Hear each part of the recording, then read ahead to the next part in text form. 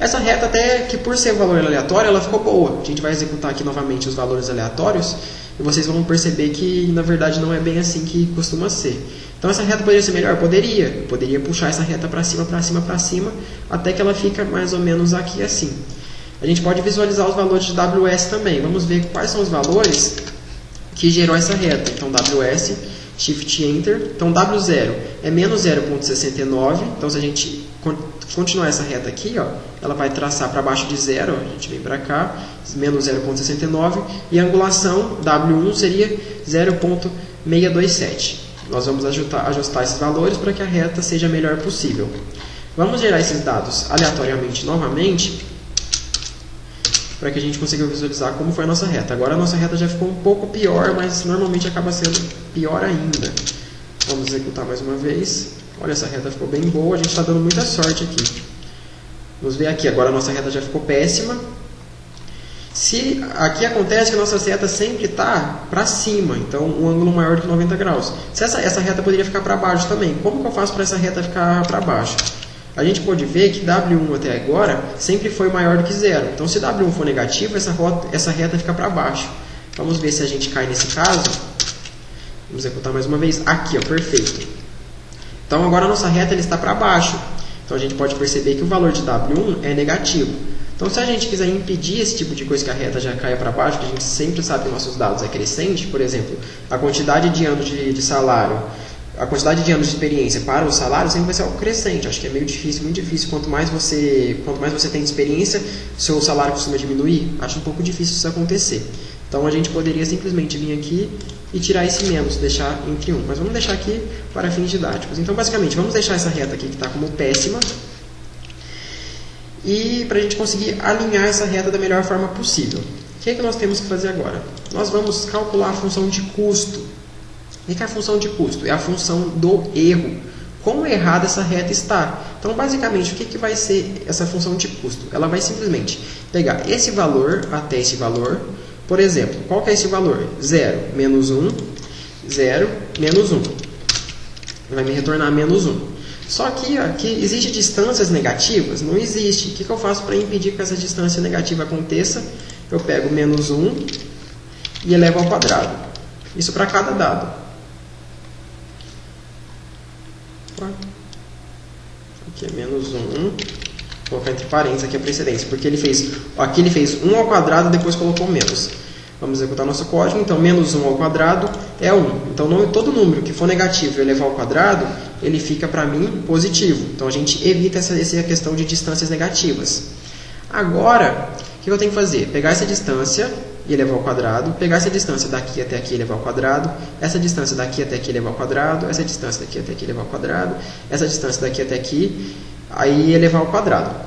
Depois que eu fiz tudo isso, eu tenho que somar todas essas distâncias e dividir pela quantidade de distâncias que eu somei. Por exemplo, aqui existe 1, 2, 3, 4, 5 dados de teste, então eu divido por 5, para a gente ter a nossa média, porque basicamente se eu coloco mais um dado, o que vai acontecer é que meu erro ia aumentar só por eu ter um dado a mais. Então, necessariamente, eu tenho que calcular a média. Existem diversos cálculos do erro. Aqui no meu artigo, eu mostro para vocês o Mean Square Error, que seria basicamente o erro quadrático médio. O que esse erro ele vai fazer? Ele vai pegar a somatória do erro dividido pela média. É simplesmente o que eu acabei de falar. Como que nós vamos fazer isso em Python? Aqui já tem um desenho ilustrando. Basicamente, a distância seria essas setas vermelhas. Eu tenho que somar toda a distância dessas setas vermelhas. A distância ao quadrado e somar, né? Primeiro eu tenho que levar ao quadrado para depois somar. Eu não posso somar para depois elevar ao quadrado. E dividir pela quantidade de bolinhas rosas que nós temos aqui. Então vamos fazer isso em Python. Vamos lá, vamos criar def MSE, ou Mean Square Error. Vou pedir W0, W1, X e Y. E vamos dar um return.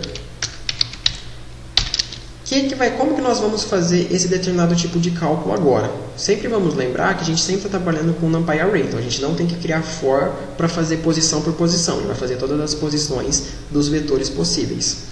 Então basicamente eu pego a nossa hipótese. Passo para a nossa hipótese W0, W1 e X. E subtraio por Y, que seria o valor correto. Então aqui, ó, dado um valor de x, dado esses valores aqui, prevê para mim quais seriam os valores corretos. Basicamente ele previu esses valores aqui. Só que esses valores já são corretos? Não, então a gente vai subtrair por esses valores são corretos. A gente vai pegar 0,536 menos 0, isso ao quadrado, menos 0,282 menos 1 ao quadrado, mais menos 1,1 menos 2 ao quadrado, mais... Tananã, deu para entender, né? Então, só que é só isso? Não. Eu preciso elevar ao quadrado. Então, primeiro eu faço essa operação, coloco os parênteses para dar prioridade, precedência. Vamos executar esse nosso código aqui para ver o que vai acontecer. Vamos chamar a nossa função MSE. Vamos passar como W0, WS na posição 0, WS na posição 1, passar x e passar y. Se eu executar essa nossa função, o que ele me retornou? Ele me retornou um NumPy Array. Então, para essa distância aqui ao quadrado, eu tenho esse valor. Para essa distância aqui ao quadrado, eu tenho este valor. Para essa distância aqui ao quadrado, eu tenho esse valor. Para essa distância ao quadrado, eu tenho este valor. E para essa distância, eu tenho esse valor. Então, a gente consegue ver que está correto o nosso cálculo até aqui. Por quê? Aqui essa distância visualmente é a menor. Então, ela foi a menor também aqui no nosso cálculo. Essa daqui já é menor do que essa, só que essa daqui é maior do que essa. Essa daqui é maior do que essa, só que ela é menor do que essa daqui. Então, 1,64. Essa daqui já foi aumentando. 9,61. Essa aqui já aumentou. 24,18. Essa daqui já é a maior de todas, que é a 45,37. Só que eu não quero a posição de cada uma, eu quero a soma de todas elas. Então, o que eu faço? Eu faço np.sum e englobo todos esses cálculos aqui. Vamos rodar mais uma vez. Agora ele vai me retornar um número único, 81,10. Só que ainda tem um problema. Se eu incrementar apenas mais um valor, mesmo que ele esteja mais próximo de estar correto, o nosso erro vai aumentar. Por quê? Porque tem mais um valor. E se esse valor não está exatamente na reta, por exemplo, se eu coloco mais um valor, que a bolinha está aqui, aqui, então vai ter uma distância, então o nosso erro vai aumentar. Só que isso significa que a nossa reta está pior? Não, significa que nós temos apenas um dado a mais. Então, para que isso não aconteça, nós temos que dividir pela média. Então, dividido por len da quantidade de valores que nós estamos analisando. Então, len de x. Se eu executo agora, ele mostrou 16,22. Então, nosso erro foi 16,22. Vamos gerar outros números aleatórios para visualizar o nosso erro. Vamos visualizar aqui primeiro a nossa reta. Então, olha essa reta aqui. Essa reta já está muito melhor que a reta anterior. Logo, o nosso erro tem que ser menor. Então, vamos executar o nosso código. Tem que ser menor que 16. Aqui o nosso erro já deu 0,10. Um erro bem pequeno. Tá, vamos ver aqui se vocês estão com alguma dúvida. Aparentemente não. Vamos para a próxima. Agora, eu tenho a minha reta. Só que como que eu vou atualizar os valores de W0 e W1 para que a reta fique cada vez melhor?